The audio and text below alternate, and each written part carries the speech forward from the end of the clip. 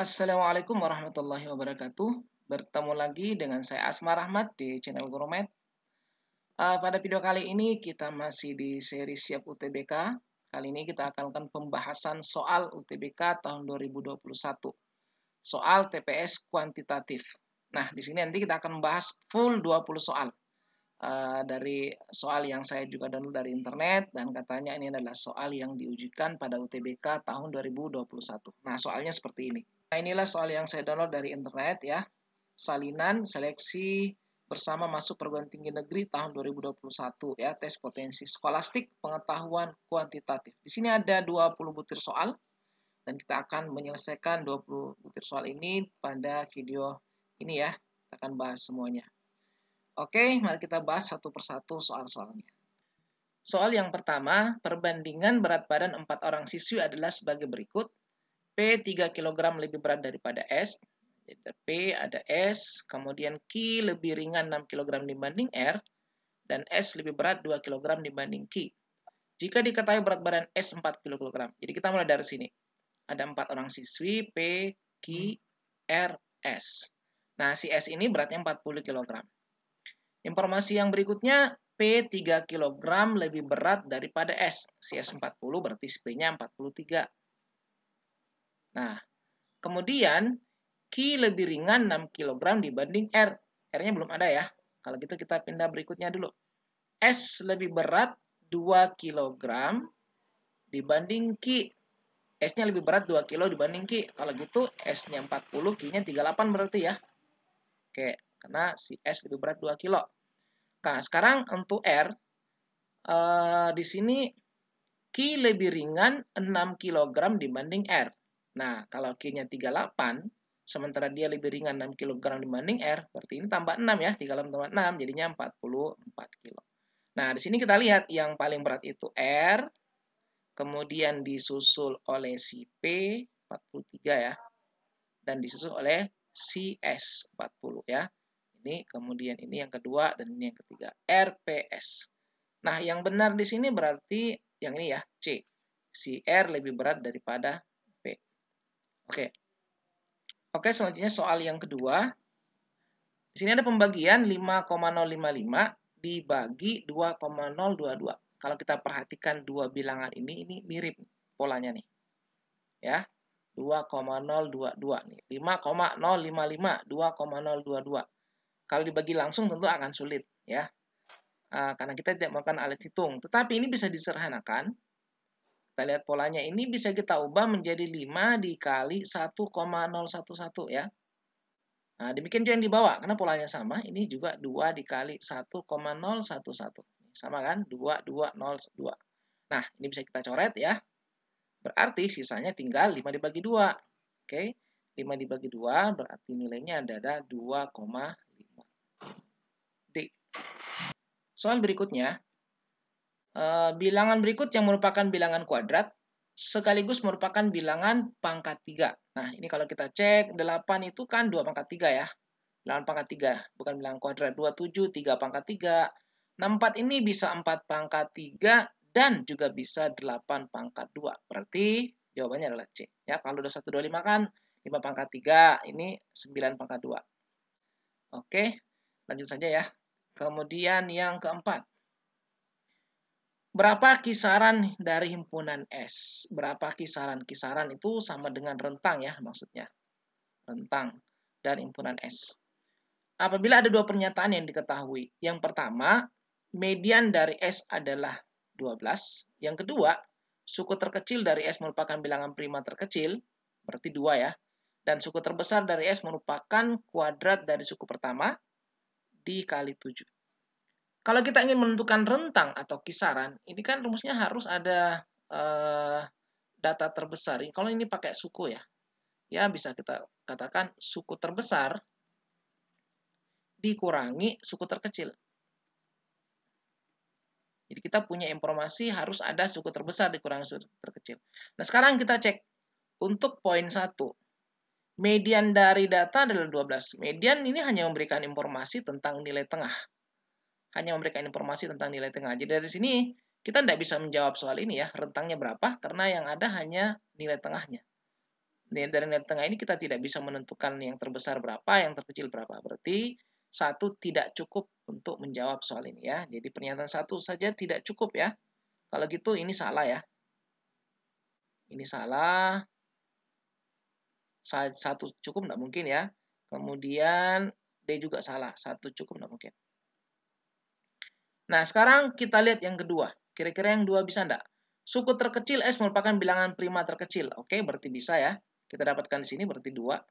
Kemudian suku terbesar dari S sama dengan kuadrat suku pertama dikali 7. Ini dikuadratkan 4 dikali 7 berarti 28. Berarti sudah selesai ya, rentangnya bisa kita dapatkan.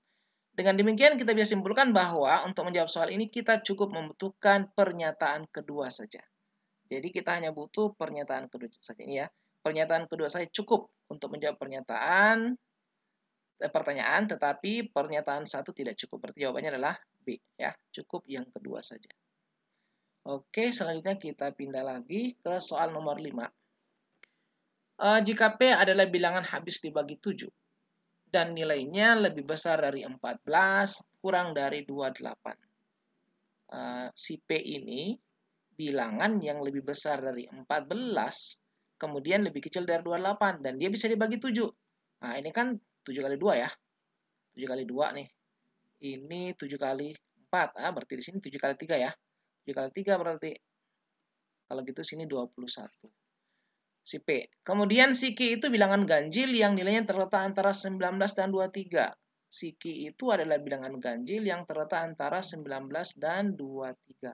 Bilangan ganjil antara 19 dan 23 juga 21. Berarti jawabannya adalah P sama dengan Q. A jawabannya. Selanjutnya kita pindah ke soal yang nomor 6. Jika A lebih besar sama dengan 3, maka 5A tambah 3 adalah. Kita ingat sifat-sifat dari pertidaksamaan ya. A lebih besar sama dengan 3. Kalau kedua ruas dikali 5 ya. Kita kali 5. Ini dikali 5. Nanti jadinya 5A lebih besar sama dengan dikali 5, 15. Tidak mempengaruhi tanda ya. Kalau sama-sama dikali bilangan positif. Kemudian di sini tambah 3. Kemudian kita tambah 3. Kalau kita tambah 3 kedua ruas, maka 5A ditambah 3. Tandanya tetap tidak berpengaruh ya. 15 ditambah 3. Berarti sini 18. Kalau gitu, dia lebih besar sama dengan 18. Jawabannya adalah C. Oke, selanjutnya kita pindah ke soal yang ke-7. Jika A kali B sama dengan 12, dengan A dan B bilangan bulat positif, A dan B bilangan bulat positif, maka nilai maksimum dari A tambah B kurang 1. A dikali B sama dengan 12. Yang kita cari adalah maksimum dari A tambah B kurang 1. A dan B harus bilangan bulat positif. Jadi kemungkinannya cuma ada beberapa saja ya. A kali B sama 12 itu bisa 1 kali 12, bisa 2 dikali 6, bisa 3 dikali 4. Ada lagi ya. Kalau kita cari yang maksimum kalau A tambah B kurang 1, tentu yang ini ya, paling besar kan yang ini. Kalau ditambah ya, kalau ini kita jumlah 12, tambah 1, 13 ya. 2 tambah 6 jadinya 8, 3 tambah 4 jadinya 7, berarti ini yang maksimum hasilnya. Kalau gitu ya, sini 1, di sini tambah 12, kurang 1, hasilnya adalah 12. Jawabannya adalah delta. Selanjutnya kita pindah ke soal yang ke-8. Di sini diketahui jika P lebih besar dari 3, Q lebih besar dari 4, kita akan cari nilai P kali Q. Ini bisa dengan mudah kita simpulkan ya, karena kalau P-nya besar dari 3, berarti kalau P kita kali Q, ini nilainya tentu akan lebih besar dari 3 dikali 4. Ya, berarti ini lebih besar dari 12. Lebih besar dari 12. Jawabannya adalah C. Oke, selanjutnya nomor 9. Agen properti menawarkan 5 buah rumah. 5 buah rumah dengan luas dan tipe yang sama. Harga kelima rumah tersebut ditentukan oleh panorama sekelilingnya. Nah, di sini ada 5 rumah PQRST ya. Kita tulis dulu nih.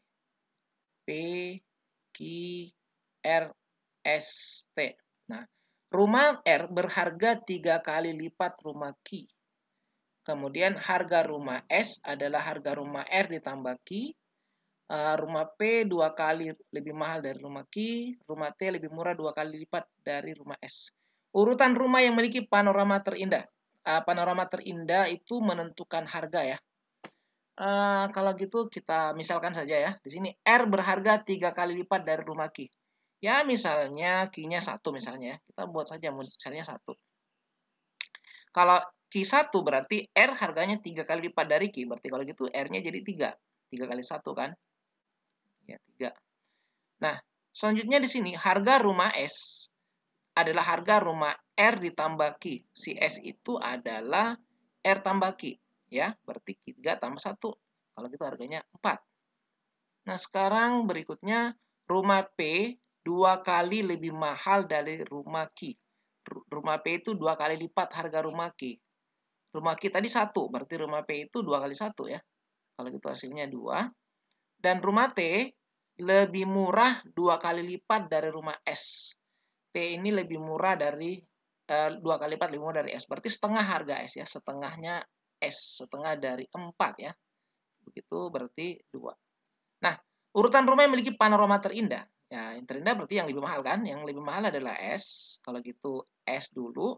Kemudian R3 ya. Kemudian R. Lanjutannya adalah yang 2. Nih ya. Yang 2 ada 2 di sini.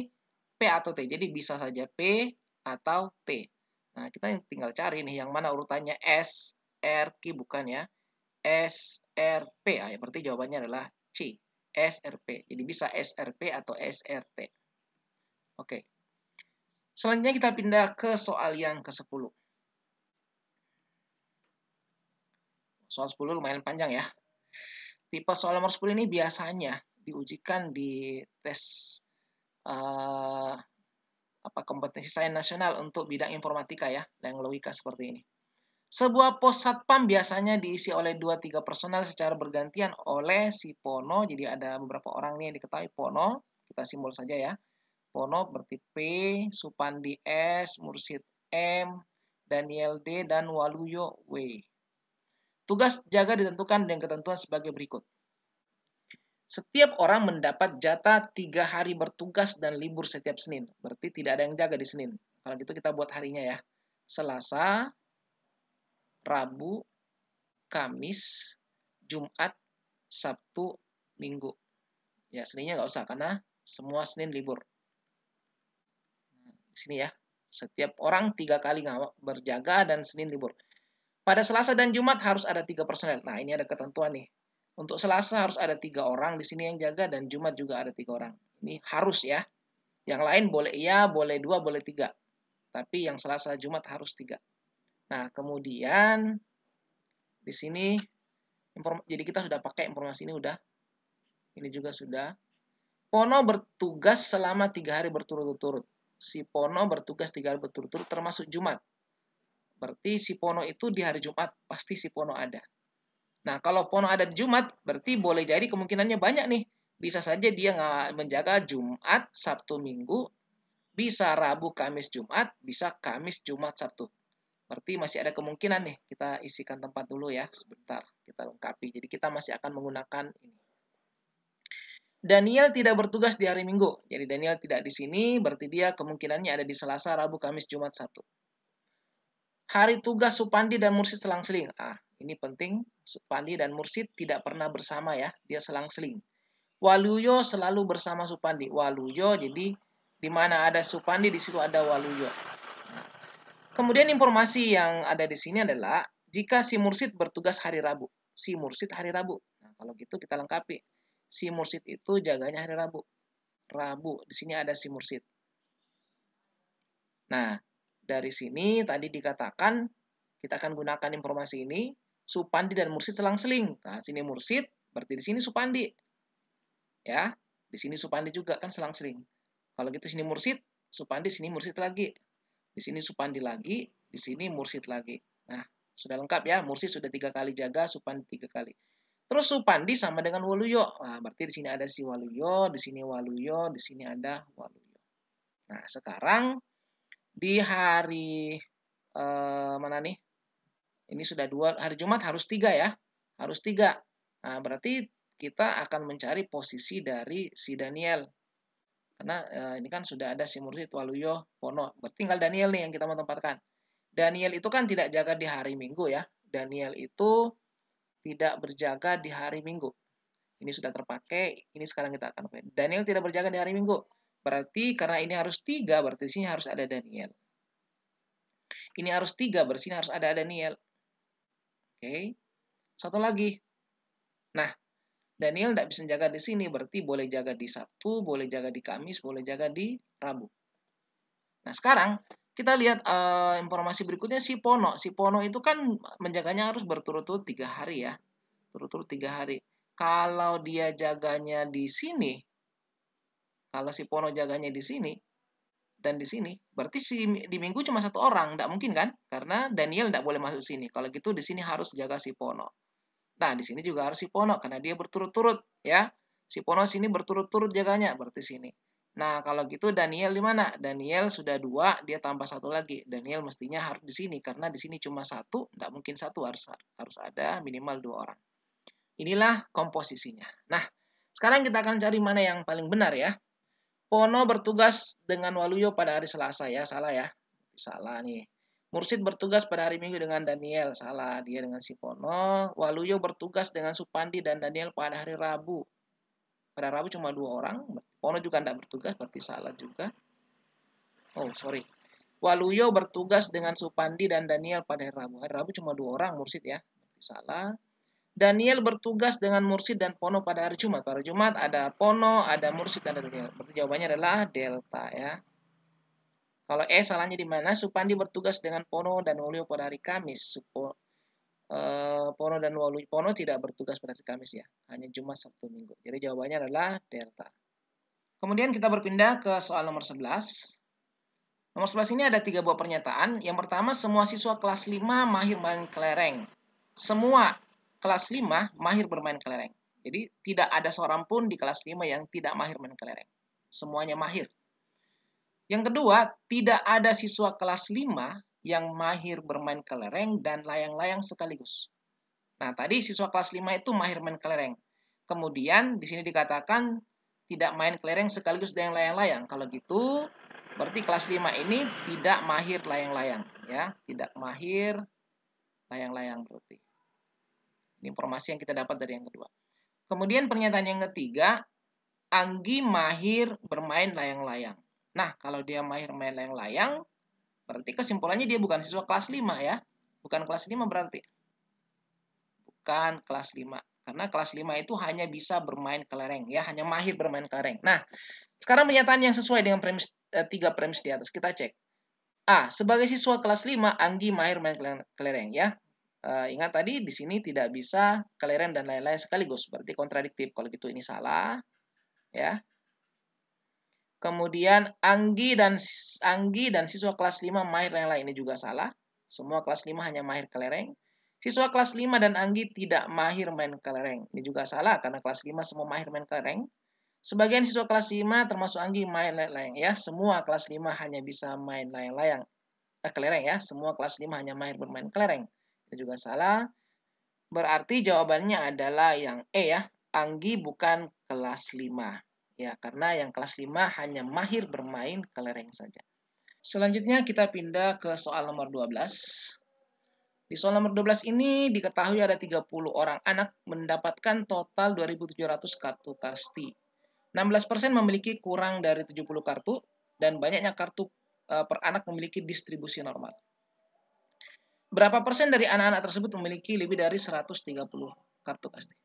Nah, biasanya kalau soal kayak gini kita kerjakan, kita butuh tabel distribusi normal ya. Untuk soal ini kita bisa menggunakan grafik distribusi normal. Saya mendownload salah satu grafiknya seperti ini ya. Ini biasanya ada beberapa versi ya. Semua gambarnya seperti ini. Cuma pembagiannya di dalam itu ada yang bulat ya. Di antaranya ada grafik yang langsung di sini bilangan bulat. Misalnya ditulis 68%. Ini bukan 68,2 ya. Ada yang nulis 68%. Seterusnya. Nah, di grafik distribusi normal ini kita ketahui kan dia simetris terhadap mu ya, rata-rata ya. Dan di sebelah kiri itu datanya ada 50%. Dan di sebelah kanan juga ada 50% data. Nah, sekarang Karena dia simetris terhadap rata-rata, maka kita bisa cari rata-ratanya. 30 anak mendapatkan 2.700 kartu, berarti mu-nya sama dengan 2.700 dibagi 30. Ini 90 berarti. Kalau gitu di sini 90. Kemudian kita ketahui di sini 16% memiliki kurang dari 70 kartu. 16% ya. Kurang dari 70 kartu berarti bagian kiri ya. Karena ini 90. Rata-ratanya berarti di sebelah kiri. Kalau kita hitung 68,2% atau 68% itu kan tinggal 32%. 32 dibagi 2 bagian berarti 16. Jadi kira-kira ya di sini ya. Kisarannya kira-kira di sinilah yang 16% itu. Ini kita kasih warna yang agak berbeda. Ya, seperti ini ya. Jadi bagian inilah yang 16% tuh. 16%. Di sini kira-kira ya posisinya di sini 70. Nah, ini mu kurang simpangan baku ya. Kalau kita kurangkan 90 kurang 70 kan 20. Berarti kalau gitu simpangan bakunya 20 ya. Kira-kira. Selanjutnya kita akan mencari berapa persen dari anak-anak tersebut yang memiliki lebih dari 130 kartu. 130 berarti di sebelah kanan setelah 90 ya. 30 dikurangi 90, 40. Berarti ada penambahan 40. Di sini kan tadi simpan bakunya sekitar 20. Berarti kalau 40 ke sini ya, tambah 20 lagi 110. Kemudian di sini 130. Jadi kira-kira di sini posisinya. Nah, lebih dari 130 berarti kita akan cari yang sebelah kanan ini ke atas ujungnya. Ya, ini sekitar 2,15% ya. Sekitar 2,15% ya, kalau dibulatkan ya mungkin sekitar paling dekat berarti A ya, 2. Oke, seperti itu kira-kira gambaran untuk soal nomor 12. Kita pindah ke soal nomor 13. Jika himpunan A berisi bilangan bulat berurutan, bilangan bulat harus berurutan, yang mana yang tidak bisa benar? 1. Mediannya sama dengan rata-rata. Kalau kita ambil contoh misalnya 1, 2, 3. Ya. Mediannya sama dengan rata-rata. Mediannya 2. Rata-ratanya kan kalau kita jumlahkan semua, 1 tambah 2 tambah 3 jadi 6. 6 bagi 3 kan 2. Berarti sama ya. Berarti ini bisa benar. Ya, mediannya 2. Rata-ratanya juga 2. Oke. Rata-ratanya sama dengan 0.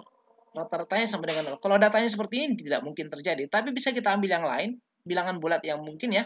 Bisa saja bilangan bulatnya negatif 1, 0, 1 ya. Ini kan bilangan bulat semua, berurutan. Rata-ratanya 0. Kalau kita jumlahkan min 1 tambah 0 tambah 1 hasilnya 0. Dibagi 3 tetap 0. Berarti bisa. Kemudian yang ketiga ini bisa benar. Mediannya sama dengan modus. Nah, ini dia. Median sama dengan modus. Ingat, modus itu data yang terulang paling sering muncul ya. Data yang paling sering muncul. Kalau dia berurutan, kan tidak ada modus. Karena semuanya sama frekuensinya ya. Sama-sama satu kali munculnya. Berarti tidak ada modus. Kalau gitu, ini tidak mungkin benar ya. Karena tidak ada modus. Jadi, yang tidak bisa benar hanya yang E. Oke. Selanjutnya kita pindah ke soal nomor 14. Pada gambar berikut, berapakah nilai dari X? Ya, X yang ini. Kita perhatikan gambar ini ada 3 segitiga ya.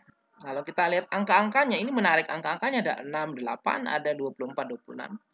Ada angka, ada bilangan-bilangan yang sering sekali muncul ya pada segitiga siku-siku yang namanya triple Pythagoras. Ini kan tidak ditentukan siku-siku, tapi ada triple Pythagoras ya. Pythagoras. Yang paling sering muncul itu diantaranya adalah 3, 4, 5.